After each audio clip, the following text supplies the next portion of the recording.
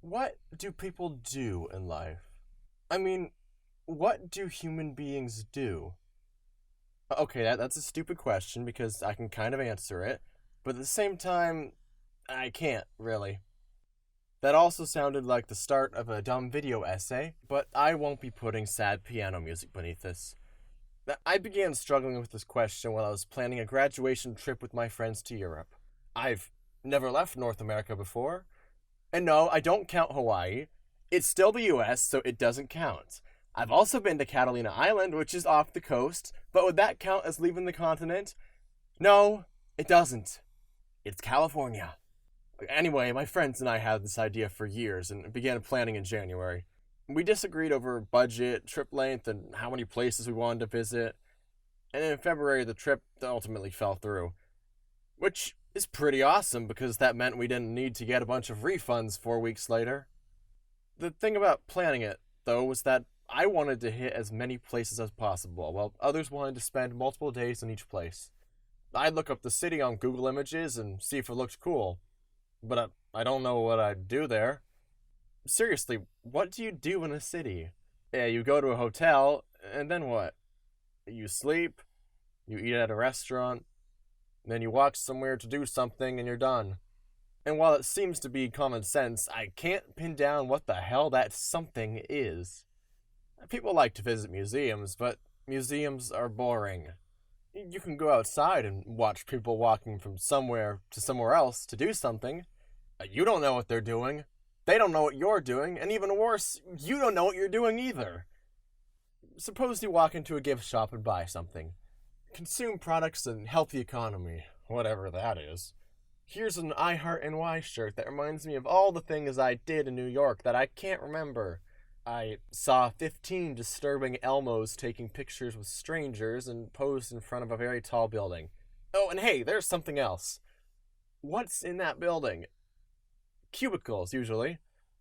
A whole lot of cubicles, where people sit and do something, but I have no idea what they do or why they do it. They type code into a keyboard, but I'm not sure what that code is for, or if somebody has already written it, or what its greater purpose is.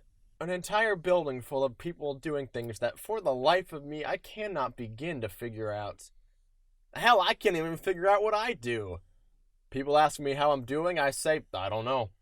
People ask what I do with my free time, I say, I don't know. I have absolutely no idea. Which is just wonderful, given that we're at a time in our life where we either have to figure out what to do with our lives, or take 4 more years to pretend we'll figure it out, which is what I'm doing. And of course, no one knows what they want to do with their lives, but I don't even know what the options are. So, anyway, all in all, I can't say that all that existential rambling actually made any of it clearer for me. It just fried my brain, really. This is the part where I'm supposed to answer the question for you and wrap it up, but to be honest, I was kind of hoping the answer would just be revealed while I tried to get there. At the end of the day, I'm just going to eat something and fall asleep again without having figured out what I'm doing. Just like my cats. I often pity them for not knowing there's more to do in life, but they seem to have a better idea of what to do with themselves than I do. And hey, maybe that's actually it. Maybe that's what human beings do. They eat and sleep just like every other animal.